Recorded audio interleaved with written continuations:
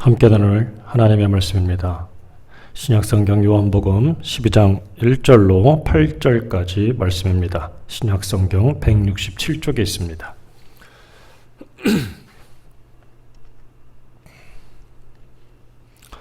말씀을 한 목소리로 같이 봉독합니다. 6월절 엿새 전에 예수께서 베다니에 이르시니 이곳은 예수께서 죽은 자 가운데서 살리신 나사로가 있는 곳이라. 거기서 예수를 위하여 잔치할세 마르다는 일을 하고 나사로는 예수와 함께 앉은 자 중에 있더라. 마리아는 지극히 비싼 향유 곧 순전한 나드 한 근을 가져다가 예수의 발에 붓고 자기의 머리털로 그의 발을 닦으니 향유 냄새가 집에 가득하더라. 제자 중 하나로서 예수를 잡아줄 가룟 유다가 말하되 이 향유를 어찌하여 300데나리온에 팔아 가난한 자들에게 주지 아니하였느냐 하니 이렇게 말하면 가난한 자들을 생각함이 아니요 그는 도둑이라 돈괴를 맞고 거기 넣는 것을 훔쳐감이라. 예수께서 이르시되 그를 가만두어 나의 장래할 날을 위하여 그것을 간직하게 하라. 가난한 자들은 항상 너희와 함께 있거니와 나는 항상 있지 아니하니라 하시니라. 아멘. 아버지 하나님 감사합니다. 귀한 말씀 앞에 섭니다.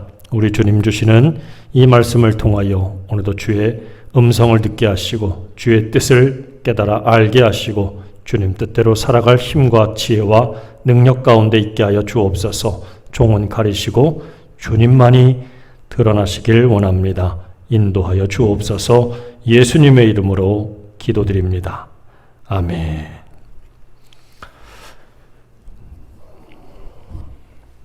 할렐루야. 자, 오늘 여러분 모두에게 하나님의 귀하신 은혜가 가득하기를 주 이름으로 축원합니다. 먼저 오늘 나눌 말씀의 제목은 향유 냄새로 가득한 집이라는 제목입니다. 이 말씀 통해서 오늘 은혜가 있기를 원합니다. 여러분, 우리가 집에 들어가게 되면 그 집의 고유한 냄새가 납니다.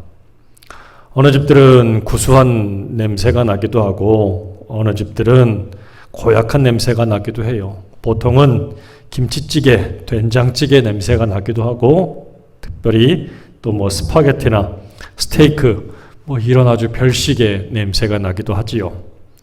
꽃집에 가면 꽃향기가 나고 화장품 가게에 가면 화장품 냄새가 납니다만 담배 피는 사람 옆에 있으면 담배 냄새 나고 술 마시는 사람 옆에 있으면 술 먹는 그 술 냄새가 아주 고약하게 나지요. 그 냄새보다 조금 더 고상한 표현이 향기라고 하지만 냄새든 향기든 그것이 난다는 것은 그곳에 그 냄새나 향기를 내는 그 본질적인 물질, 물건, 사람이 있다는 사실입니다. 오늘 본문을 보면 아주 이 코끝까지 퍼지는 아주 향기로운 향기가 가득한 한 집을 소개하고 있습니다. 이 집은 바로 마르다와 마리아 자매 그리고 그의 오라버니였던 나사로의 집입니다. 나사로는 일전에 죽었다가 다시 살아난 사람이지요. 예수께서 죽은 나사로를 향해서 나사로야 나오너라 라고 이야기했을 때 붕대를 칭칭 감은 모습으로 그가 걸어 나왔지요. 자, 바로 이 죽었다가 다시 살아난 기적의 주인공인 나사로와 그의 두 동생이었던 마르다와 마리아인데 이들이 바로 오늘 본문을 보게 되면 예수님이 오신다는 얘기를 듣고 잔치를 준비했고 그리고 잔치를 벌였습니다. 나사로는 예수님과 함께 다른 사람들과 먹고 마시는 자리에 있었다라고 소개하고 있고 그리고 언니였던 마르다는 예수님을 위해서 정성껏 마련한 음식을 나르면서 아주 분주한 모습을 보여주고 있습니다. 근데 그때 마리아는 잔치나 음식보다는 다른 누구보다도 아주 깊은 고민에 빠져 있다가 큰 결단을 내리는 모습을 보여주고 있습니다. 바로 무엇입니까? 마리아의 관심은 예수님께 있었고 그 예수님을 향해서 자기가 준비한 것을 드렸습니다. 그것이 바로 아주 값비싼 향유였습니다. 이 마리아는 예수님을 위해서 그 값비싼 향유를 예수님의 발에 부어드리고 그리고 자신의 머리털로 그 예수님의 발을 닦아주었다라고 하는 것이 오늘 말씀입니다. 그랬더니 그 음식 냄새로 가득해야 될 그 집은 순식간에 향유 냄새로, 향유의 향기로 온통 가득하게 되었다라는 것이 오늘 본문 말씀입니다. 여러분, 이 집은 베단이라고 하는 촌동네에 있습니다. 화려하고 좋은 도시의 집도 아니고 요즘 말하는 부동산의 시세로 보아도 별 가치가 없는 그런 집임에 틀림이 없습니다. 우리가 사는 이 시골 지역도 마찬가지지만 시골 지역이 그렇듯이 벌레도 많고 먼지도 많고 그랬을 거예요. 뭐든 잘 갖춰진 도시의 집보다는 불편한 것도 투성입니다. 세상적인 가치로 따지면 아무런 가치가 없지요. 하지만 이 초라하고 별 가치도 없는 그 집에 누가 오셨어요? 바로 온 우주의 왕이시요 우리의 구주가 되시는 예수님이 오셨다는 사실입니다. 여러분, 예수님이 계시니까 얼마나 기쁘고 좋은 것입니까? 우리가 정말 그것을 믿고 있느냐, 그것을 헤아리고 있느냐, 정말 중요한 문제입니다. 주님과 함께 먹고 마시는 곳, 우리는 뭐라고 부릅니까? 천국이라고 부르잖아요. 천국? 그곳이 비록 부동산 시세로 별 가치가 없는 초라한 시골 지역이라 할지라도 주님과 함께하는 곳이 천국이에요. 그곳에 잔치가 벌어졌다는 얘기잖아요. 우리가 잘 부르는 찬송 중에 보면 초막이나 궁궐이나 내 주 예수 모신 곳이 그 어디나 하늘나라 하늘나라 천국이라 이렇게 부르고 고백하고 노래 부르잖아요. 초막이든 궁궐이든 그것이 문제겠습니까? 그러나 그 궁궐이 아무리 화려해도 예수님 안 계시면 껍데기요. 그 초막에 예수님 안 계시면 더더군다나 참 비참한 것이지요. 여러분들이 머무는 곳이 어느 곳이든 머무는 곳 때문에 한탄하고 신세 타령하지 말고 정말 주님 모시는 천국이 이루어지고 하늘나라가 이루어지는 그런 귀한 여러분의 처소가 되기를 주 이름으로 축복합니다. 여러분, 또 나가서 이 지역은 베단이라고 그랬어요. 베단이 지역. 예루살렘에 예수님께서 제자들과 함께 가셨지만 예수님께서는 예루살렘의 그 화려한 숙박시설이나 호텔을 찾지 않았습니다. 부자들이 있는 집을 가신 것도 아니고 찾으신 것도 아니었습니다. 예수님은 이 아주 걸어서 한참 가야 되는 이 베단이라고 하는 지역까지 따로 가셨다는 사실이죠. 주님이 바로 이 초라하고 투박한 별로 화려하거나 편리하지도 않은 그 베단이라고 하는 지역을 향해서 주님이 걸어가셨다는 사실입니다. 여러분, 왜 주님께서 그곳에 가셨을까? 우리는 이 점을 생각해 봐야 합니다. 그것은 바로 예수님을 진심으로 사랑하고 예수님과 함께하는 것을 기뻐하고 예수님을 위해서 자신의 모든 것을 드릴 수 있는 사람들이 있었기 때문입니다. 여러분, 예수님을 위해서 자신의 모든 것을 드릴 수 있는 그런 믿음을 가진 사람들이 있었기 때문에 주님이 예루살렘이 아니라 바로 그 베단이라고 하는 지역까지 가셨다는 사실이지요. 여기서 우리가 한번 물어봐야 돼요. 예수님과 함께하는 것을 나는 정말 기뻐하는가? 예수님이 언제 어디든 내게 오시는 것에 대해서 나는 환영하고 있는가? 잔치를 벌일 수 있는가? 바로 오늘 이 베단이라고 하는 곳에 사는 이 삼남매의 집은 바로 예수님과 함께하는 것을 기뻐했다라는 사실입니다. 혹시 여러분 바쁠 때는 예수님이 좀 모른 척 해주시고 힘들거나 뭔가 아쉬울 때는 함께 주었으면 하는 그런 바람이 있지 않습니까? 그래서는 안 되지요. 언제 어느 때가 되어든 주님과 함께하는 것을 기뻐할 수 있는 그런 성도 되기를 주 이름으로 축원합니다. 아멘. 자, 여러분, 우리가 또 한 가지 생각해 볼 것은 잔치라는 거죠. 잔치. 잔치를 한번 준비해 보거나 잔치를 한번 치러 보시거나 또 잔치를 하실 계획들이 있으신 분이라면 잔치가 참 번거롭고 분주하고 힘들 거라는 것을 잘 아실 겁니다. 여러분, 잔치라고 하는 것이 얼마나 힘듭니까? 신경 쓰고 챙길 게 굉장히 많아요. 사올 것도 많고 사온 것을 다듬고 그것을 또 지지고 볶고 또 하는 것 과정들이 참 어렵지요. 자, 근데 그 번거로운 것을 왜 합니까?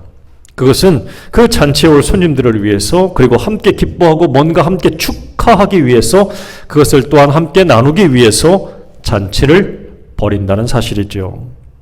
여기에 나사로와 두 자매는 비록 가진 것도 없고 초라하고 투박했습니다. 하지만 예수님을 진심으로 사랑하는 마음으로 또한 예수님과 함께하는 것이 너무나도 좋아서 또 먼 곳에서 찾아오신 예수님을 기쁘게 하기 위해서 정성을 다해서 그 번거로운 잔치를 준비했다는 사실이지요. 여러분, 여기서 생각해 볼 것이 뭐냐? 우리가 드리고 있는 이 예배라는 거지요. 이 천국잔치, 바로 이 예배, 하나님께 드릴 이 예배를 우리는 어떤 마음으로 준비하고 있느냐라는 사실입니다. 여러분, 잔치라고 하는 것은 손님이 온 다음부터 하는 겁니까? 아니잖아요. 손님이 오기 전부터 하는 거예요. 예배도 마찬가지지요. 여기 앉아가지고 헐레벌떡 뛰어와서 그 다음부터 드리는 게 아니라 예배는 예배를 드리기 전부터 준비하는 것입니다. 예배라고 하는 것은 바로 우리 하나님과 나와의 만남의 시간이에요. 내가 아침부터 일어나서 그동안 못했던 밀린 일들을 하다가 헐레벌떡 성경책 찾아가지고 먼지 툭툭 털어가지고 달려오는 것이 아니라는 사실이죠. 물론 그렇게 안 했을 거라고 믿어요.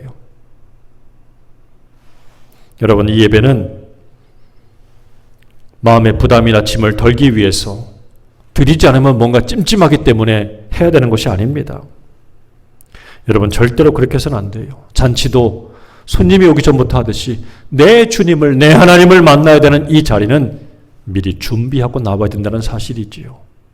우리 옛날 믿음의 선배들은 정말 목욕제게도 했다고 그러고 옷도 다렸다고 그러고 심지어는 헌금도 깨끗이 다림질을 해가지고 빳빳해진 그것을 가지고 하나님 앞에 드렸다고 합니다. 오늘 우리의 믿음의 자세들은 어느 순간부터 너무 편리주의에 빠져 있습니다. 그래서는 결단코 안 됩니다. 요즘에 이렇게 온라인으로 드려지는 비대면 예배를 드릴 때도 마찬가지입니다. 어느 분이 그런 고민을 이야기하는 걸 라디오에서 들은 적이 있습니다. 전에 주일날 예배 갈 때는 아침에 일찍 일어나서 머리 감고 옷을 입고 딱 저렇게 준비해가지고 교회를 정말 기쁜 마음으로 달려갔는데, 이 코로나 시대에는 정말 그렇게 교회를 갈 수가 없어서 정말 이 비대면 예배를 드리다 보니까 앉아 있는데 자기도 모르게 TV를 켜고 아니면 뭐 핸드폰을 들고 잠옷바람 그대로 앉아가지고 예배를 드리고 있더라. 그런 자기를 보고 깜짝 놀랐답니다. 그래서 하루속히 이 예배가 회복되었으면 좋겠다, 이런 얘기를 하더라고요. 맞아요. 느슨해지기 쉽고 나태해지기 쉽고 어느 순간부터 나사가 빠진 것처럼 풀려버리기 쉬운 이 시대입니다. 그러나 여러분, 예배는 정말 우리의 마음을 다해서 신령과 진정으로 드려져야 되는 예배는 준비하는 마음이 있어야 됩니다. 예배를 준비하는 참 예배자들 되시기 바랍니다. 그것이 비록 집에 있는 자리라 할지라도 여러분들이 하나님을 향해서 온전하게 설 수 있기를 주의 이름으로 축원합니다. 자, 그런데 오늘 또 나눠볼 생각은 이 나사로의 집은 음식 냄새로 가득했어요. 근데 순식간에 마리아가 드린 그 향유로 인해서 아마 온 집이 다 그냥 가득하게 그 향유 냄새로 가득했을 것입니다. 순식간에 덮여진 그 향유는 모든 것을 다 덮어버리고 우리의 코끝을, 우리의 가슴까지도 정말 깊이 닿을 정도로 아주 진하디 진한 그런 향유였을 것입니다. 그런데 마리아는 예수님께 오더니 그 발에 향유를 붓고 자기의 머리털로 그 향유 묻은 발을 닦아드렸어요. 여러분, 보통은 그 멀리에서 오신 손님을 위해서 물을 떠다가 그 발을 닦아주는 것은 그 집의 하인들이 하는 것입니다. 하인들은 손님들의 발을 닦아주고 수건을 가져다가 그 발에 물기를 제거합니다. 그런데 지금 마리아를 보십시오. 예수님 발 앞에 무릎 꿇고 엎드려서 향유를 부어드리고, 물이 아니라 향유를 닦아드리고, 그리고 수건이 아니라 자신의 머리털로 닦아주었습니다. 마치 어떤 모습입니까? 하인의 하인, 종이 된 듯한 모습으로 마리아는 예수님 앞에 엎드려 있다라는 사실이죠. 참 놀라운 광경 아닙니까? 왜 마리아는 이와 같은 모습을 보였을까? 그것은요, 이렇게 생각해 볼 수 있어요. 예수님을 잠깐 머물다가 떠나가는 그냥 반가운 손님 정도로만 모신 것이 아니라 예수님을 자신의 참 주인으로 모시고 있기 때문이다라고 여길 수 있습니다. 예수님은 마리아에게 있어서 손님이 아니라 주인이었어요. 여러분, 요한복음을 보게 되면 이와 같은 것을 굉장히 중요하게 다룹니다. 요한복음 2장을 보게 되면 우리가 잘 아는 이 가나안 혼인집의 기적이 있지요. 혼인집 이야기가 있습니다. 아마도 예수님의 친척이었던 것이었던 것 같은데, 예수님과 예수님의 어머니 마리아와 그리고 그의 제자들을 데리고 그 가나안에 있는 혼인집을 갔어요. 한참 잔치가 무르익었을 때 그 집에 포도주가 떨어졌습니다. 포도주가 떨어졌다는 것은 참 수치입니다. 주인의 입장에서는 수치스러운 이야기예요. 그런데 그것을 마리아가 알고서 예수님께 이야기합니다. 여자야 나와 무슨 상관입니까? 라고 거절하던 예수님도 어머니가 자꾸 이렇게 성화를 벌이는 모습을 보고 그 집 하인들에게 이야기하지요. 가서 항아리에 물을 가득히 채우라. 그런데 생각해 보세요. 하인들이 지금 얼마나 분주하고 바쁩니까? 할 일이 얼마나 많아요. 그런데 그 하인들은 예수님이 시킨 그 일을 군말 없이, 여기 성경에 보면 하인들이 했다는 말이 없어요. 예수님이 떠서 담아 놓으라고 하는 그 항아리에다가 계속해서 물을 붓습니다. 한 번 한 것도 아니지요. 또 물 기른 곳이 가까운 것도 아니지요. 그 수고를 마다하지 않고 그 하인들은 계속해서 물을 채웠을 때 예수님이 그 물을 가져다가 연회장에게 갖다 주라고 이야기했습니다. 그때 연회장은 그 물을 이제 물을 떠다가 주니까 물이겠지요. 그것들 마셨더니 세상에, 아니 이 집은 갈수록 더 좋은 것을 내놓느냐고 의아한 표정을 지었지요. 바로 물이 최상의 포도주로 변한 사건입니다. 다른 사람들은 다 알 수가 없었겠지만 아마 마리아하고 그 집의 하인들은 알았을 것입니다. 이 기적을 일으킨 건 바로 예수님이었다고. 그리고 예수님은 순종하는 그들을 통해서 이 기적을 이루셨습니다. 여러분, 우리가 정말 중요한 것은 바로 뭡니까? 예수님이 그 집에 계셨지만 위기가 왔어요. 우리도 예수님과 함께 할 수 있지만 함께 할 때에 분명히 위기는 찾아온다는 사실입니다. 그러나 예수님을 주인으로 모실 때는 이야기가 달라지더라라는 거죠. 바로 이 위기가 찾아왔을 때 이 위기를 해결하실 분은 내가 아니라 바로 주님이셨다는 사실이죠. 저는 물이 포도주로 변한 이 사건의 중심은 어머니 마리아와 그 집의 하인들이었다고 여깁니다. 왜요? 다른 사람들은 모르지만 어머니 마리아와 하인들은 그것을 너무나도 잘 알고 있습니다. 하인들은 원망하고 불평했을 수도 있어요.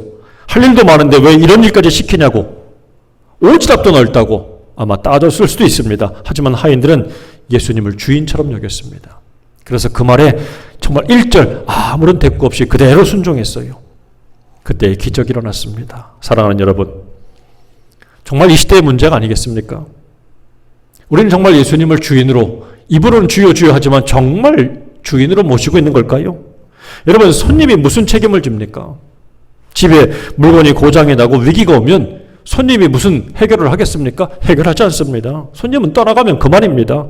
하지만 예수님은 손님으로 오는 게 아니에요. 내 영혼의, 내 인생의 주인으로 오시는 분이라는 말입니다. 그런데 잠시 머물다 가는 손님처럼 대한다면 그 손님인 예수님이 나에게 무슨 책임을 지겠습니까? 손님은 올 때는 기쁘고 좋은데 계속 있으면 싫어합니다. 짜증냅니다. 불편합니다. 좀 눕고 편히 쉬고 내 마음대로 해야 되는데 안 가면 짜증나요. 그렇잖아요. 하지만 예수님을 손님이 아니라 주인으로 모시면 말은 다릅니다. 근데 한번 생각해 봐요. 손님은 가면 그만이지만 주인을 모시고 있다? 여러분, 이건 더 불편한 거예요. 예수님을 모시고 있는데 안 불편하다고요?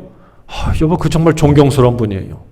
하지만 예수님을 모시고 있을 때 처음에 느끼는 감정은요, 불편함입니다. 왜요? 주인이 있으면 주인의 눈치를 봐야 되니까. 그렇지 않습니까? 주인이 무슨 생각하는지, 주인이 무슨 명을 하는지, 주님이 무슨 말씀을 하는지, 주님 말씀하신 대로 내가 또 순종하고 따라야 되는데 불편하지요. 편하겠습니까? 내 마음대로 하고 살았는데. 근데 여러분 아십니까? 주인이 문제가 올 때에 해결하는 건 그다음부터 내가 아니라 그 주인이신 예수님이라는 사실이지요. 이게 정말 다른 거예요. 문제만 왔을 때 주여 주여 하지 말고 문제가 오기 전부터 정말 예수님을 나의 참 주인으로 모시는 그 삶이 복된 삶이에요. 저와 여러분이 그렇게 될 수 있기를 주 이름으로 축원합니다. 축원합니다. 그런데 오늘 마리아가 값비싼 향유를 예수님의 발에 부을 때 곁에 있던 가룟 유다의 반응을 우리가 좀 살펴봐야 됩니다. 오늘 4절과 5절 말씀에 이렇게 되어 있습니다. 제자 중 하나로서 예수를 잡아줄 가룟 유다가 말하되 이 향유를 어찌하여 300데나리온에 팔아 가난한 자들에게 주지 아니하였느냐 하니 라고 말씀합니다. 가룟 유다는 이 마리아가 예수님께 와서 그 값비싼 향유를 부을 때에 그녀를 칭찬하지 않고 오히려 그녀를 책망했습니다. 그리고 그 향유의 값어치가 얼마라는 것을 한눈에 알아봤던 그런 사람이에요. 그러니까 이 물질의 관념, 또 경제적인 관념이 굉장히 뛰어난 사람이지요. 그 향유의 값어치가 얼마랍니까? 300데나리온. 노동자가 1년 동안 안 먹고 안 써야 모을 수 있는 돈이에요. 큰 돈이지요. 큰 돈. 근데 그것도 이 300데나리온에 팔아서 가난한 자들에게 주지 아니하였느냐. 의로운 척을 합니다. 의로운 사람 같지요. 자, 그런데 이 유다가 이 마리아의 이 행동에 대해서 오늘 보여주는 반응을 보시면 어떻습니까? 정말 이것은 내가 하지 못하는 거잖아요. 이 가룟 유다는 예수님을 향해서 정말 주인으로 알고 주인으로 섬겼더라면 내가 하지 못하는 일에 대해서 누군가가 나 대신 예수님에게 저렇게 잘 대해주고 잘 섬기고 잘 모신다면 기쁩니까? 안 기쁩니까? 안 기뻐요? 셈이 납니까? 질투가 생겨요? 내가 더 잘해야 되는데? 맞아요. 그것도 겸손한 사람이 돼야 되겠죠.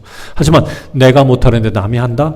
여러분 정말 예수님을 주인으로 모신다면 그게 기뻐져야 돼요. 그게 즐거워져야 돼요. 그게 감사해야 돼요. 나는 못하지만 저가 저렇게 주님을 섬기는구나. 참 감사하구나. 그런데 유다는 어떻게 합니까? 오히려 그녀를 책망합니다. 그 이유가 뭐랍니까? 그 이유는 바로 그가 6절에 보니까 그가 이렇게 말하면 가난한 자들을 생각함이 아니요 그는 도둑이라 돈꾀를 맞고 거기 넣는 것을 훔쳐갑니다. 도둑놈이라는 거죠. 도둑놈.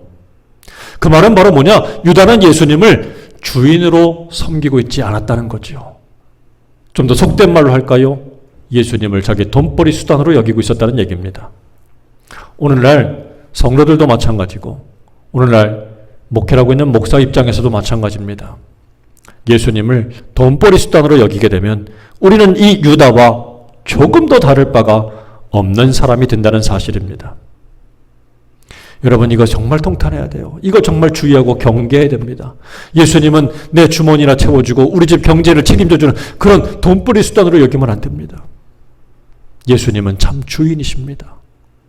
나의 주인이십니다. 내 모든 것을 책임지시고 나를 살리시고 구원해 주시는 그런 분입니다.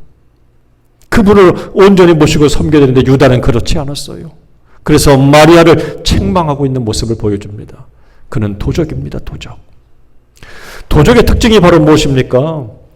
도적의 특징이라는 것은 남들이 피땀 흘려 모아놓은 것을 아무런 수고도 없이 훔쳐가는 부류 아닙니까? 이제 집집마다 추수 때가 되면은 정말 창고마다 가득히 쌓일 텐데 그 쌓이는 것을 몰래 와서 또 훔쳐가잖아요. 시골에 고추 널어놓고 그냥 쌀 갖다 놓은 것도 다 훔쳐갑니다. 이처럼 이런 부류의 사람들은 자신의 헌신과 희생을 쏙 빼놓고 타인의 헌신과 희생을 가로채는 사람들, 바로 유다 같은 사람이요. 이들은 바로 예수님을 돈벌이 수단이요 자기 배를 채울 수단으로 여기는 그런 부류입니다. 진정한 주인으로 예수님을 섬기지 않기 때문에 그래요. 영적인 도둑이에요. 이런 사람들의 특징이 바로 뭐냐? 나 도둑이요라고 써붙여놓고 다니지 않는다는 얘기입니다. 도둑이면 어떻게 합니까? 도둑인 척합니까? 의로운 척합니까? 의로운 척합니다. 유다는 의로운 척해요. 그러면서 가난한 사람들을 위하는 척하지 않습니까? 어찌하여 300데나리온에 해당하는 그 돈을 가지고 말이야, 그 팔아가지고 가난한 사람들에게 주면은 얼마나 그 사람들에게 유익할 텐데. 얼마나 의로워요. 얼마나 의로워요. 의인인 척하지 않습니까? 유다는요, 예수님을 나중에 은 30냥에 팔아먹을 때도 어떻게 합니까? 예수님께 살며시 다가와서 입맞춤했습니다. 예수님을 사랑하는 척 했어요. 하지만 속내는 뭐예요? 내가 키스하고 뽀뽀하는 이자가 바로 예수요. 이자를 체포하시오. 라고 하는 그런 속뜻이 있지 않았습니까? 척하는 사람이요. 다시 말하면 마리아를 책망하는 이것도 바로 뭡니까? 가난한 사람들을 위하는 척하는 의인병에 걸린 거예요. 의인인 척하는 환자입니다. 영적 환자예요. 이런 사람들이 얼마나 많습니까? 나도 못하는데 남이 하는 것에 대해서 책망합니다. 칭찬이 아니라 책망합니다. 의로운 척하는 의인병에 걸린 사람들이 참으로 많은 시대입니다. 여러분, 우리가 정말 조심하고 주의해야 될 것이 바로 이런 가룟 유다의 영적인 상태요. 바로 이런 모습입니다. 진실로 우리가 죄인이면 주님 앞에 늘 엎드려야 될 것이요. 죄인이 죄인을 향해서 책망한다는 것은 참 어불성설 아닙니까? 사랑하는 여러분, 오늘 마리아는 아주 깊은 고민 가운데에 모두가 잔치를 준비하는 그 와중에도 주님을 위해서 그 발 앞에 엎드려서 마치 종이 된 모습으로 그 향유를 붓고 자기의 머리털을 가지고 예수님의 그 발을 닦았습니다. 향유를 부으면 향유를 부음받은 예수님에게도 향기가 묻지만 그것을 부어드린 나에게도 묻습니다. 나아가 모든 이들에게도 그 향유 냄새를 풍기는 사람들이 될 수 있습니다. 오늘날 바로 우리가 가져야 될 모습이 바로 이 모습입니다. 그런데 다가와서 이야기하지요. 안 그런 척하고 속삭이지요. 바로 이간질하는 자들을 조심해야 합니다. 혹시 여러분 주변에 와서 남들 욕하는 사람이 있으면, 남들 비난하는 사람이 있으면 여러분 조심하십시오. 그런 사람들 경계하십시오. 그만해! 떠나가! 라고 말할 수 있는 저와 여러분 되길 간절히 바랍니다. 이걸 잘 분별해야지요. 자신은 똑바로 하지도 않으면서 남에 대해서 비난하고 책망하는 모습, 정말 믿음의 모습 아닙니다. 유다와 같은 모습이요. 의인병에 걸린 사람의 모습입니다. 이런 사람의 모습을 우리가 주의해야 돼요. 우리가 가져야 될 모습은 예수의 향기요. 향기로운 주님의 모습. 그것은 바로 아무런 말이 없지만 주님을 위해서 그 발 앞에 엎드리는, 그리고 그 모습을, 그것을 종이 된 모습으로 내 머리털로 예수님의 발까지 닦아드릴 수 있는 그 겸손하고 낮은 자세를 통해서 향유가 퍼져나가는 줄로 믿습니다. 저와 여러분이 그리 될 수 있기를 간절히 바랍니다. 자, 그러면 정말 중요한 것을 한 가지 생각해 보겠습니다. 왜 마리아는 향유를 부었을까라는 것이죠. 이제 예수님께서는 예루살렘에 입성하셨고 6월절 절기가 다가오기 전에 바로 주님은 십자가에 달리시게 되어 있습니다. 그때 예수님께서 예루살렘에 오셨는데 바로 마리아가 예수님께 향유를 부었다는 사실이죠. 여러분, 결론적으로 말하면 마리아는 주님의 말씀을 믿고 있었다는 사실입니다. 바로 어떤 것일까요? 마태복음 16장 21절 말씀 보면 이렇게 되어 있습니다. 이때로부터 예수 그리스도께서 자기가 예루살렘에 올라가 장로들과 대제사장들과 서기관들에게 많은 고난을 받고 죽임을 당하고 제3일에 살아나야 할 것을 제자들에게 비로소 가르치시니, 이때 처음으로 주님께서 이제 고난을 당하시고 십자가의 죽임을 당하시고 사흘 뒤에 부활할 것이라는 것을 처음 말씀하셨어요. 그 후로도 주님이 또 말씀을 하셨지요. 자, 그런데 그때마다 보여준 제자들의 반응은 무엇입니까? 길거리를 지나가면서 누가 더 크냐? 누구는 오른편, 누구는 왼편, 어느 자리를 차지할 것이냐? 이게 제자들의 관심사였습니다. 다시 말하면 예루살렘에 가서 주님의 십자가에 못 박히시는 그 순간까지도 제자들은 주님이 하신 말씀을 안 믿었습니다. 아니, 거부했습니다. 왜? 듣기 싫어요. 안 된다고 하니까. 망한다고 하니까. 죽는다고 하니까. 그런데 이 순간에 바로 예수님께서 자기 앞에 오셨을 때 한 사람이 믿고 있었습니다. 그녀가 바로 마리아라는 사실이지요. 오늘 본문 7절에 보니까 이렇게 되어 있지요. 예수께서 이르시되 그를 가만두어, 책망하지 말고 가만두어 나의 장래할 날을 위하여 그것을 간직하게 하라. 그녀가 행한 일에 대해서 책망하지 말고 내버려 두어라. 기념하게 해라. 왜? 나의 장래할 날을 위하여. 장래할 날이 뭡니까? 장례식이요. 주님의 죽으심을 말합니다. 다시 말하면 마리아는 예수님의 죽으심에 대해서 분명히 믿고 있었다라는 사실입니다. 믿고 있었어요. 그래서 마리아는 예수님의 죽으심에 대해서 믿었기 때문에, 주님 하신 말씀대로 그대로 믿었기 때문에 비록 이것이 슬프고 안타깝고 참 어렵지만 주님 앞에 향유를 부어드릴 수 있었던 것입니다. 여러분, 이것이 정말 중요한 문제입니다. 우리가 정말 경계하고 주의해야 될 것이 바로 무엇입니까? 우리는 이 마리아의 행동에 대해서 정말 깊이 생각해 볼 것은, 우리는 귀에 듣기 좋은 말만 골라서 듣는 습성들이 있다는 사실입니다. 내 귀에 좋은 대로, 내 마음에, 내 입에 단 대로만 주님의 말씀을 골라 들으려고 그래요. 성경은 분명히 두 가지가 다 있습니다. 축복의 말도 있고 저주의 말도 있습니다. 칭찬의 말도 있고 책망의 말도 있습니다. 하지만 많은 사람들이 골라서만 들으려고 하는 거지요. 죽는다는 얘기를 들으면 누가 좋겠습니까? 망한다는 얘기를 들으면 누가 좋겠습니까? 그래서 모두가 거절하고 거부합니다. 그래서 골라 들었어요, 제자들은. 하지만 마리아는 그 순간에도 골라 듣지 않고 주님이 하신 말씀 그대로 믿었습니다. 그리고 그 발 앞에 엎드려서 순종했습니다. 여러분, 오늘날 우리가 말씀을 대하는 태도가 바로 여기에 있어야 됩니다. 주님의 말씀을 골라 듣지 마십시오. 내 입맛에 따라서 주님의 말씀을 난도질하지 마십시오. 주님의 말씀 있는 그대로 들으십시오. 그리고 그 말씀 그대로 따라 순종할 수 있는 저와 여러분이 되기를 간절히 바랍니다. 할렐루야. 자, 그런데 오늘 이 말씀을 통해서 정말 중요한 것은 이 마리아의 모습입니다. 마리아가 오늘 주님 앞에 이 십자가 앞에 자신의 모습을 내려놓으면서 주님 앞에 모든 것을 다 쏟아붓고 있는 이 행위는 바로 자기 자신을 깨트렸기 때문에 가능한 일이었습니다. 마리아가 이 향유 냄새를 온 집에 풍길 수 있었던 이유는 자기 자신을 깨트렸기 때문이에요. 자기의 고집, 자기의 체면, 자기의 생각들 다 깨졌기 때문에 향유가 나는 거지. 냄새가 나는 거지요. 여러분, 향유를 향유병 안에 그냥 담아놓고 있으면 냄새가 납니까? 절대 나지 않습니다. 그게 깨져야 돼요. 그 뚜껑이 열려져야 됩니다. 그게 부어져야 됩니다. 그때에 그 향유의 향기가 온 방에 가득하게 되는 거지요. 우리도 마찬가지입니다. 내가 정말 예수님의 생명의 향기를 내는 사람인지 아니면 저 마귀의 죽음의 냄새를 내는 사람인지 한번 깊이 생각해 볼 때에 내게서 예수의 향기가 나지 않는 이유는 바로 내 안에 여전히 그 고집들과 아집들과 체면들 때문이라고 하는 뭔가 그럴싸한 핑계와 이유와 합리적인 이유들이 가로막고 있다는 사실입니다. 여러분, 마리아는 그거 다 깨버리고 주님 앞에 엎드렸습니다. 마치 종의 종이 된 모습으로 주님 앞에 엎드렸습니다. 그때에 그 향유가 부어지고 그때에 그 향기가 퍼져나간 것처럼 우리는 어느 순간부터 그런 모습을 잃어버리고 있는 것은 아닌가 생각해 봐야 합니다. 사랑하는 여러분, 세상에 예수 믿는 사람들이 많은데 왜 예수의 향기는 나지 않을까요?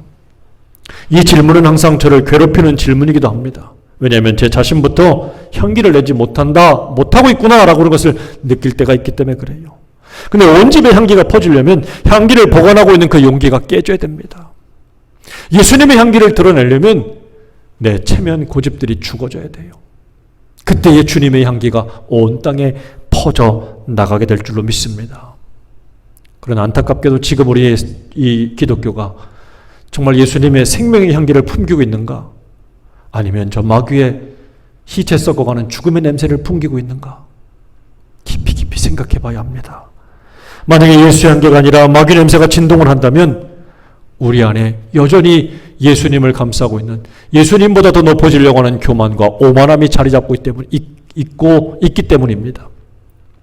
사랑하는 여러분, 마귀는요 그냥 사랑 이런 거 다 싫어해요. 헌신과 봉사 이런 거 싫어합니다. 못합니다. 미워하고 시기하고 질투의 냄새를 퍼뜨리고 이간질로 가득합니다. 오직 정복하고 굴복시키는 데만 관심이 있어요. 그래서 인간으로 하여금 그 마귀의 말을 들은 인간들은 에덴에서 쫓겨나지 않았습니까? 사랑하는 여러분, 우리는 예수 향기를 풍기는 사람들이 되어야 합니다. 사랑의 향기, 헌신과 봉사의 향기, 너그러운 용서의 향기를 풍기는 사람들이 되시기를 간절히 바랍니다. 사랑하는 여러분, 이제 명절이지요. 이번 명절은 참 이상한 명절이 될 것 같습니다. 코로나 때문에 이 정부에서도 그렇고 많은 이들이 올해 이 추석은 좀 대이동하는 것을 참아달라 이렇게 많이 권면하고 있지요. 오늘 현수막에 보니까 그렇게 나오더라고요. 불효자는 옵니다. 불효자는 온답니다. 효자는 안 오는데 불효자 되려면 와라 그 말이겠지요. 그만큼 참 이상한 추석 명절을 우리가 맞이하고 있습니다. 그러나 여기서 정말 생각해 봐야 할 것은 무엇입니까? 우리가 모이든 모이지 않든 간에 예수 믿는 우리들은 향기를 내는 사람들이 되어야 되겠다는 사실이지요. 향기, 꽃은 향기를 냅니다. 그 향기라는 꽃에 벌과 나비가 날아 찾아오게 되어 있습니다. 그런데 그렇게 찾아오는 벌과 나비에게 꽃가루만 묻혀주는 게 아니라 바로 어떻게 합니까? 꿀을 줘요, 꿀을. 꽃에는 꿀이 있습니다. 그래서 찾아오지요. 그 꿀을 먹고 또 꽃가루를 묻힌 벌과 나비가 나가면서 꽃가루를 퍼뜨리고 그래서 온 땅에 꽃들이 만발하게 만들지요. 그러나 여러분 아십니까? 꽃만 있다는 게 아니에요. 꽃만 피고 지는 게 아니라 꽃이 진 자리에는 반드시 열매가 있다는 사실입니다. 열매. 오늘날 기독교가 열매가 많겠지요. 하지만 우리의 더러운 냄새로 인해서 그 열매가 보여지지 않는다면 그 우리의 책임입니다. 왜요? 우리가 더 이상 향기를 풍기고 있지 못하기 때문입니다. 향기를 풍겨야 합니다. 향기가 드러나고 나타나야 됩니다. 그러기 위해서는 내 안에는 고집과 아집들과 체면들과 못된 죄악들을 깨부셔야 됩니다. 그래야 향기가 퍼져나갑니다. 예수의 향기가 퍼져나갈 때에 우리에게 세상은 다시 찾아올 것이고 세상에 많은 사람들이 꽃을 피울 것이고 열매를 맺는 모습을 보게 될 줄로 믿습니다. 같이 해보겠습니다. 나는 그리스도의 향기입니다. 나는 그리스도의 향기입니다. 당신은 그리스도의 향기입니다. 그렇습니다. 우리는 모두 그리스도의 향기가 되어야 됩니다. 여러분 안에 있는 못된 죄악들과 고집과 아집들을 다 깨부시고 마리아처럼 종의 모습처럼 예수님 앞에 엎드려서 그 발의 향기를 붓는 그 겸손과 그 믿음과 그 신앙들을 본받아 저와 여러분도 향내를 풍길 수 있는 참 믿음의 성도들, 그리고 이번 명절에도 그렇게 정말 될 수 있는 저와 여러분들이 되시기를 주의 이름으로 축원합니다. 기도하겠습니다.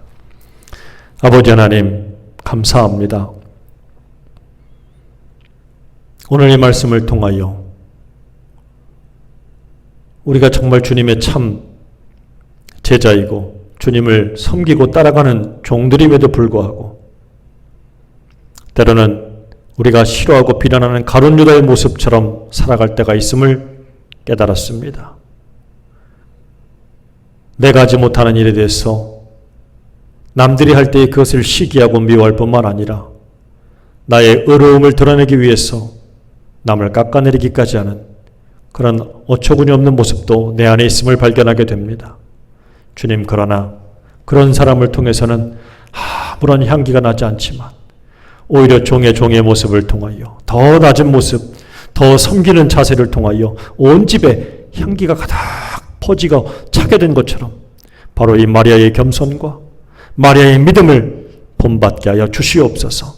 그 모습을 통하여 오늘 이 어두워지고 정말 시실 수 없는 냄새처럼 온통 죽음의 냄새로 가득한 이 온 세상을 향긋한 예수의 향기로 채울 수 있는 우리가 되게 도와주시옵소서. 나의 가정부터 나의 일터와 나의 모든 만나는 관계 속에서도 예수의 향기를 풍기어 정말 세상을 변화시킬 수 있는 참 믿음의 인생들이 되게 하옵소서.